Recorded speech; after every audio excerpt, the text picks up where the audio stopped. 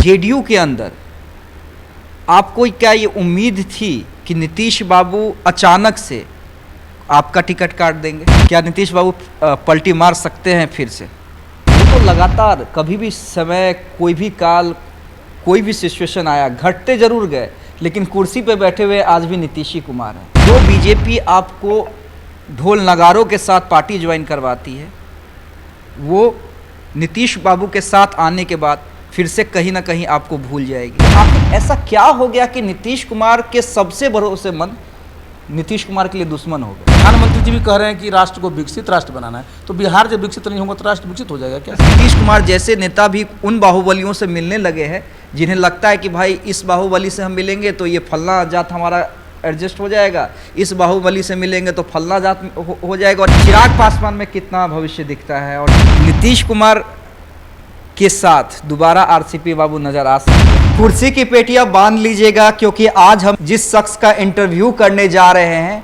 उन्हें कुछ सालों पहले तक बिहार में नंबर 2 कहा जाता था, लेकिन उन्हें अपनों से ही धोखा मिला। लेकिन इतने बड़े राजनेता अपनों से धोखा कैसे खा गए, ये सवाल तो बनता है। लेकिन कहते हैं ना, ये बिहार है, और बिहार में ये भी कहा जाता है कि जो आज नहीं दिख रहा है, कब उसके बारे में ये कहा जाने लगे कि टाइगर जिंदा है। जी हाँ, देखिए, कड़े सवाल भी होंगे और कड़े सवालों से आपको उनकी आने वाले राजनीति के संकेत मिल जाएंगे। हमारे साथ है आरसीपी बाबू। सर, बहुत बहुत स्वागत है पहले देशवा न्यूज में।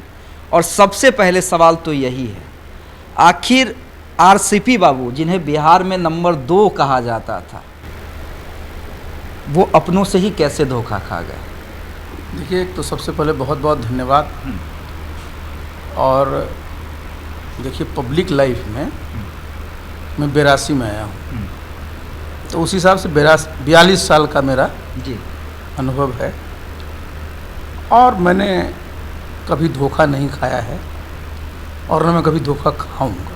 ये देखिए, समय है, परिस्थिति होती है, काल होता है, काल का चक्र होता है, और ये प्रत्येक मनुष्य के जीवन में आता है। तो जब भी आपको लगे कि आपके अनुकूल चीज़ें नहीं हैं, तो उसको अन्यथा नहीं लेना चाहिए, समझे?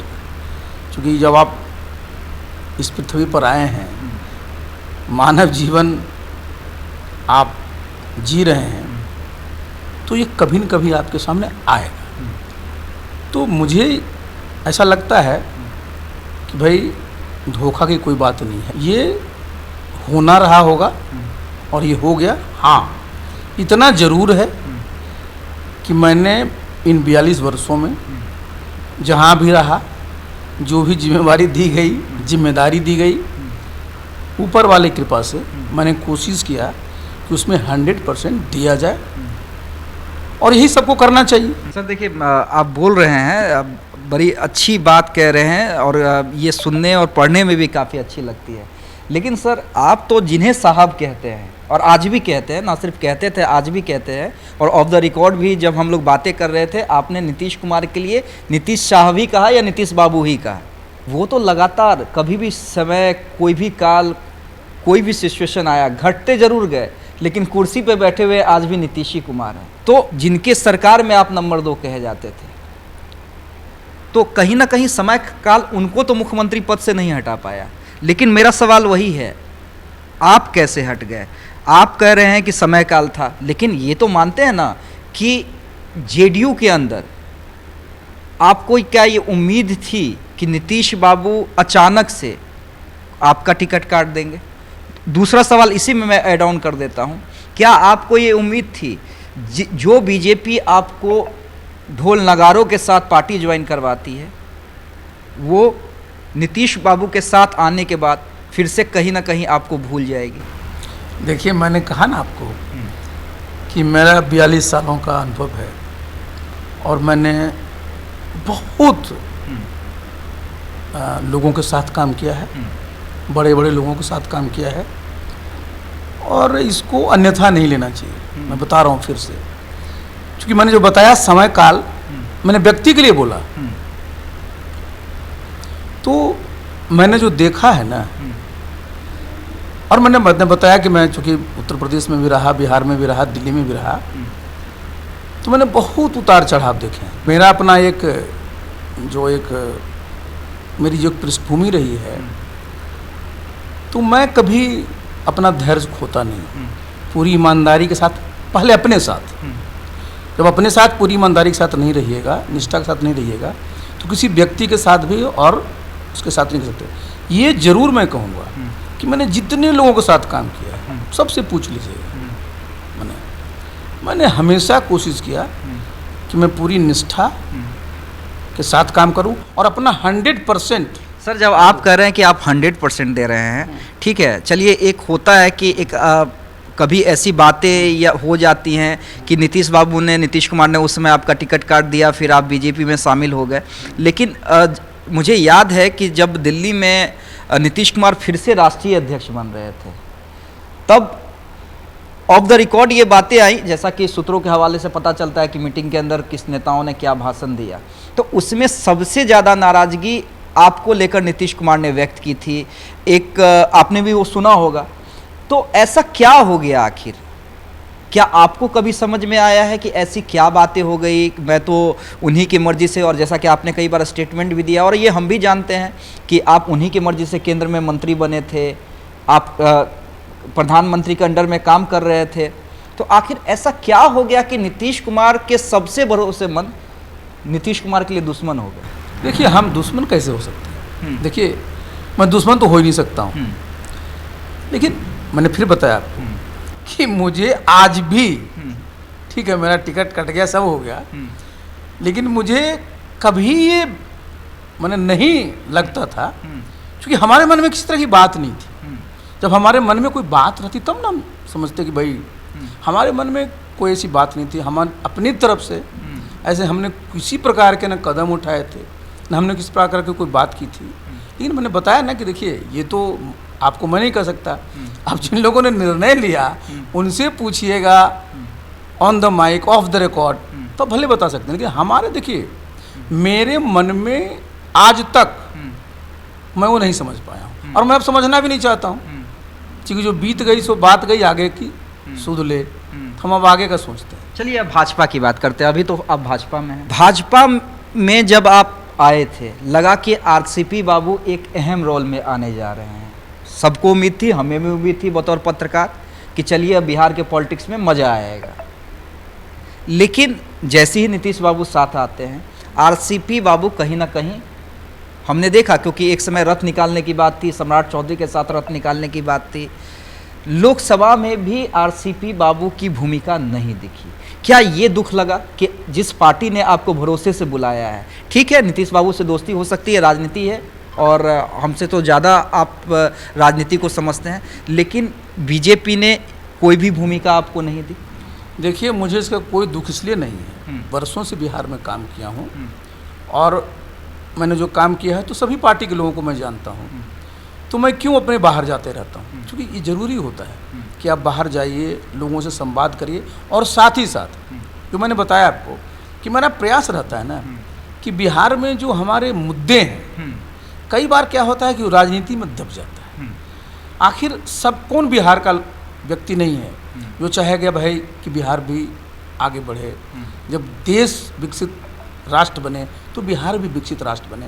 तो कैसे बिहार विकसित राष्ट्र प्रदेश बन सकता है, कैसे बिहार में रोजगार की संभावनाएं बढ़ सकती है, घड़ी की सुई बदलेगी और बिहार अपने गौरव को प्राप्त करेगा। नहीं सर, वो अच्छी बात है, और ये सोच जो आप बता रहे हैं या घूम घूम के लोगों को समझाने की कोशिश कर रहे हैं, वो अच्छी बात है। लेकिन घूम फिर के फिर बात तो वहीं आ जाती है ना कि ये बदलाव होगा कैसे, जब बिहार में राजनीति घूम फिर के 3 ही 4 मुद्दों पर केंद्रित होती है, चाहे वो जातिगत गणना हो या फिर ऐसे मुद्दे, लॉ एंड ऑर्डर, ये पिछले लालू सरकार में जंगल राज, तो नेता प्रतिपक्ष कहते हैं इस सरकार में राक्षस राज, मुद्दे फिर घूम फिर के वहीं आएंगे। तो ये मुद्दे लागू कौन कर पाएगा? और उसी में एड ऑन है, और वो मुद्दे आप जब कह रहे हैं तभी लागू कर पाएंगे जब आप पावर में रहेंगे। देखिए, ये जो मैंने क्या कहा कि अपने यहाँ जो संवाद है ना, जो ऑप्टिक्स है, उसको बदलना पड़ेगा। जब तक आप बदलिएगा ना, लोग वहीं घूमते रहेंगे। जैसे आपने कहा ना कि भाई जाति जनगणना की बात की, सब लोग बोलते हैं साइंटिफिक डाटा मिलेगा, वो सब बातें होती हैं। लेकिन देखिए, मैं किसी का ना पक्षधर हूँ ना विरोधी हूँ, लेकिन एक बात मैं सबसे पूछना चाहता हूँ कि भाई बिहार में लोकसभा के चुनाव हुए, बिहार में 40 लोकसभा का सीट है, बिहार में जो जातीय जनगणना कराई गई 215 जातियों में आपने वर्गीकरण किया। आप मुझे बता दीजिए कि 40 लोकसभा में आपने क्या कहा है कि जो हमारे पास जो ये आंकड़े हैं और जिसकी जितनी आबादी है उसकी भागीदारी होगी। तो मुझे बताइए 215 जाति की जितनी जातियां हैं, क्या 215 जाति को 40 लोकसभा में आप एडजस्ट कर पाइएगा? उतना ही नहीं, 243 आपके विधानसभा होगी, एडजस्ट कर पाइएगा? देखिए, हमारा कहना है कि भाई जरा सा हम लोगों को इसके आगे जाना चाहिए। हम लोगों का जो अपना जो एक संवाद का जो दायरा है ना, उसको बढ़ाना चाहिए। देखिए, आप किसी प्रदेश में चले जाइए साहब, सबसे पहले लोग क्या चाहता है कि वहाँ लोगों की संपत्ति बढ़े, वेल्थ क्रिएशन हो, प्रति व्यक्ति आय बढ़े। हम क्यों इस बात को बार बार कहते हैं कि बताइए आज राष्ट्रीय आय 1,82,000 है और बिहार सिर्फ 54,000 है साहब। प्रधानमंत्री जी कह रहे हैं कि भाई 2047 में हम भारतवर्ष को विकसित राष्ट्र बनाएंगे। तो हमने जो देखा, जो हमने सारे स्टडी की, तो है कि जब विकसित राष्ट्र बनेगा 2047 में, तो उसमें 15 से 16 लाख आमदनी होगी प्रति व्यक्ति। आप जरा सोचिए, बिहार में, ये तो मेरे लिए चिंता का विषय है ना जी, कि आज हम 54,000 हैं और अगले 22 साल में उसको अगर 15 लाख तक ले जाना है तो कितने इन्वेस्टमेंट की ज़रूरत होगी, कितने रोजगार की ज़रूरत होगी, तभी ना होगा। नहीं तो पता ये प्रदेश राष्ट्र की प्रति व्यक्ति आय हो जाएगी 15-16 लाख। अब बिहार अगर 2.5 लाख, 3 लाख, 4 लाख में रहेगा तो फिर तो बिहार वहीं रहेगा ना। तो भाई जब बेहतर बिहार को बनाना है और जब प्रधानमंत्री जी भी कह रहे हैं कि राष्ट्र को विकसित राष्ट्र बनाना है, तो बिहार जब विकसित नहीं होगा तो राष्ट्र विकसित हो जाएगा क्या? सर, लेकिन होगा कैसे? यहाँ पे तो आप कह रहे हैं बिहार को विकसित बनाने की, और आपने कहा कि भाई जो जितनी भी जातियाँ बांटी गई हैं वो लोकसभा या विधानसभा में एडजस्ट क्या पॉलिटिकल पार्टियाँ कर पाएंगी। लेकिन इन्हीं जातियों के आधार पे, और बिहार में कहा भी जाता है कि बेटी और वोट जात देखकर दिया जाता है। अब 2005 में जो सियासत थी, आपको नहीं लगता है घूम फिर के सियासत जो है 2024 और 25 के लिए वही हो रही है? अब तो नीतीश कुमार जैसे नेता भी, लालू यादव की मैं बात नहीं कर रहा हूँ, नीतीश कुमार जैसे नेता भी उन बाहुबलियों से मिलने लगे हैं जिन्हें लगता है कि भाई इस बाहुबली से हम मिलेंगे तो ये फलना जात हमारा एडजस्ट हो जाएगा, इस बाहुबली से मिलेंगे तो फलना जात हो जाएगा, और ये तमाम पार्टियों में है। लेकिन नीतीश कुमार भी फिर उसी पॉलिटिक्स में बैक आ गए। ये बदलना पड़ेगा। देखिए, वोट लोग देंगे, लेकिन उनको भी पता होगा कि भाई हम वोट देने जा रहे हैं, लेकिन हमारा नेता भी क्या कह रहा है। जब आप ये रखिएगा सामने तो सब बोलना शुरू करेगा कि हम ये करेंगे, हम ये करेंगे, हम वो करेंगे। क्योंकि आप रखते नहीं है, इसलिए घूम फिर के लोग जाति पर ही आ जाते हैं। ये गोल पोस्ट बदलेगा कौन सर? नेता लोग बदलेंगे, बदलेगा कौन? नेता लोग बदलेंगे जनता के बीच जाकर के। बिहार में 4 करोड़ परिवार है ना, 4 करोड़ सरकारी नौकरी देने का तो देश में क्षमता नहीं है जी। बिहार में कहाँ से आएगी? तो लोगों की आमदनी कैसे बढ़ेगी? तो जिसकी मैं बार बार बात बोल रहा हूँ कि आपको तो फोकस डालना पड़ेगा वहाँ कि भाई कैसे हमारे लोगों को रोजगार मिले। आप जिस मुद्दे की ओर जाना चाह रहे हैं वो मुद्दा मैं समझ रहा हूँ, और ये बिहार के लिए बेहतर होगा अगर तमाम राजनीतिक दल ये करें। लेकिन मैं फिर घूम फिर के आप जिस दिशा में ले जाना चाह रहे हैं और मैं जिस दिशा में आपको ले जाना चाह रहा हूँ, आप भी समझ रहे होंगे, आप उस दिशा में जा नहीं रहे हैं। अब स्ट्रेट फॉरवर्ड मैं आपसे सवाल करता हूँ, आने वाले दिनों में आरसीपी बाबू की राजनीति किस दिशा में जाएगी? क्या जहाँ पे हैं आरसीपी बाबू बने रहेंगे, या आरसीपी बाबू को लगेगा कि नहीं यहाँ पे हमको सम्मान नहीं मिल रहा है या जो मेरी इच्छाएं हैं बिहार को लेकर, तो आरसीपी बाबू भी अपना गोल चेंज कर सकते हैं? देखिए, एक बात मैं बता दूं, आपने एक बात बोली सम्मान का, तो मैं आपको अपना बैकग्राउंड बता दूं। देखिए, मैं तो गांव में पैदा हुआ, मेरे पिताजी शिक्षक थे, और मेरी जो भी ऊपर वाले की से उपलब्धि रही थी, सब तरह का सम्मान मिला। देखिए, मैंने साधारण सम्मान नहीं मिला भाई। मैं जिसमें हम लोग IAS में आए उसमें तो कोई हम लोग के नहीं कोई आरक्षण वगैरह भी नहीं, तो मेरिट से हम लोग सारे लोग थे। हम लोग अच्छे अच्छे इंस्टीट्यूशंस में पढ़े। उत्तर प्रदेश में हमने 4 मुख्यमंत्रियों के साथ काम किया, यहाँ हमने काम किया। तो भाई सम्मान तो हमको जितना मिला, साधारण सम्मान थोड़े था भाई। तो दल ने सोचेगा कि RCP सिंह हैं भाई, इनकी क्या उपयोगिता उनके लिए और बेहतर हो सकती है। इसमें हम थोड़े कहने कि ना मेरा तो ये मेरा ऐसा। देखिए, मैं कभी भी इन सब चीज़ों में कभी किसी के सामने डिमांड नहीं रखता। तो चलिए सर, आप नहीं रखते हैं। आपके समर्थक जो आपके साथ जुड़े हुए हैं हाँ। और लंबे समय से जुड़े हुए हैं, और आज भी जब आप कठिन दौर से, राजनीति के कठिन दौर से गुजर रहे हैं, आज भी आपके साथ साये की तरह हैं, वो तो इच्छा रखते हैं। देखिए अंग्रेजी में भी एक कहावत है, nothing succeeds like success, nothing fails like a failure. तभी लोगों को, बहुत लोगों को लगता है कि भाई फेल हो रहे हैं, नहीं, हमको पता है कि वी विल सक्सीड, समझे कि नहीं, क्योंकि हमारी सोच जो है ना, वो सोच बहुत स्पष्ट है, और हमारे साथ जितने लोग हैं वो सब बड़े ही, समझिए कि मेरे चलते, मेरे साथ रहते हुए वो सब बहुत ही संयमी हैं, और वो लोग भी बहुत ही पेशेंस वाले हैं। दुनिया जीती है आशा पर, तो आगे हम लोगों का ही समय है, और उस समय आएगा, और वो कब आएगा वो कोई नहीं जानता है। चलिए ठीक है, ये तो कम से कम आपने कहा ना कि समय आएगा। बिल्कुल, हाँ, हमारा समय आएगा। हाँ। सर मेरे आखिरी के 5 सवाल है, आप हाँ ना में जवाब दे सकते हैं या उसे पास भी कर सकते हैं। हमारे दर्शक और खासकर बिहार के जनता समझ जाएगी कि आने वाले दिनों में आरसीपी बाबू की राजनीति क्या होने जा रही है। मुझे ये बताइए, आरसीपी बाबू आने वाले विधानसभा में चुनाव लड़ेंगे? इस पर अभी कैसे कहे हैं, अभी तो साल भर बाकी है। ठीक है। भाजपा के नेता सम्राट चौधरी हों, दिलीप जायसवाल हों, ये कहते हैं कि आने वाले दिनों में नीतीश के नेतृत्व में ही 25 में चुनाव लड़ेंगे। ये सही फैसला है, गलत फैसला है, या आप इस सवाल को जाने देंगे? देखिए, मैं भाजपा के नेतृत्व में तो हूँ नहीं, तो भाजपा का मैं एक प्राइमरी कार्य करता हूँ, तो ये तो नेता लोगों को निर्णय लेना है। ठीक। प्रशांत किशोर ने नई एंट्री मारी है बिहार की राजनीति में, काफ़ी एक्टिव हैं। उनकी राजनीति को आप पॉजिटिव रूप में देख रहे हैं? लगता है कोई फ़ायदा नहीं होगा इस चुनाव में, या आने वाले दिनों में कुछ कर सकते हैं? देखिए, राजनीति कॉम्पिटिटिव होनी चाहिए, और जितने नए लोग राजनीति में आते हैं मैं उसका स्वागत करता हूं, क्योंकि उससे political system as a whole को फ़ायदा होता है। अच्छा कर रहे हैं, ये हम कैसे कहेंगे? मैं तो बता रहा हूँ ना कि भाई एक पॉलिटिकल सिस्टम को फ़ायदा होता है जब लोग आते हैं। ठीक है। तेजस्वी यादव में भविष्य दिखता है आरसीपी बाबू को? मैं ये इसलिए नहीं पूछ रहा हूँ कि भाई आप भाजपा में हैं, वो विपक्ष में है, लेकिन तेजस्वी यादव जिस तरह से काम कर रहे हैं, बतौर डिप्टी सीएम उन्होंने काम किया है, बतौर नेता प्रतिपक्ष आज जो काम कर रहे हैं, तेजस्वी यादव में आरसीपी बाबू को भविष्य दिखता है? देखिए, एक बात तो आपको मानना पड़ेगा ना कि भाई तेजस्वी यादव जी एक पार्टी के इम्पोर्टेंट नेता हैं, और उनका पार्टी का अपना जनाधार है, तो स्वाभाविक है कि बिहार में तो रेलेवेंट रहेंगे ही। ठीक है। चिराग पासवान में कितना भविष्य दिखता है, और क्या आने वाले दिनों में, क्योंकि देखिए रामविलास पासवान तो वो नहीं कर पाए, लेकिन चिराग पासवान की महत्वाकांक्षा है कि मुख्यमंत्री मैं भी बनूं बिहार के अंदर, तो चिराग पासवान में संभावना दिखती है? देखिए, जब तक किसी भी व्यक्ति में महत्वाकांक्षा नहीं है ना, तो क्या काम करेगा जी? तो महत्वाकांक्षी होना जरूरी है, लेकिन साथ साथ जो आपकी आकांक्षा है और पब्लिक की जो आशाएं हैं, उसके अनुरूप पब्लिक में रह करके आपको काम करते रहना पड़ेगा। नीतीश कुमार के साथ दोबारा आरसीपी बाबू नज़र आ सकते हैं पार्टी में? मैं बतौर गठबंधन बात नहीं कर रहा हूँ, कि जिस तरह से ललन सिंह की वापसी हुई, जिस तरह से और भी कई ऐसे नेता हैं वापसी उन्होंने किया है, फिर से गहरी दोस्ती हुई है, फिर से किचन कैबिनेट के अंग बने हैं, क्या आरसीपी बाबू वापसी कर सकते हैं? देखिए, मैं तो आज की तारीख में जब हमारा इंटरव्यू ले रहे हैं, मैं भारतीय जनता पार्टी में। क्या नीतीश बाबू पलटी मार सकते हैं फिर से? देखिए, ये तो मैं नहीं कह सकता।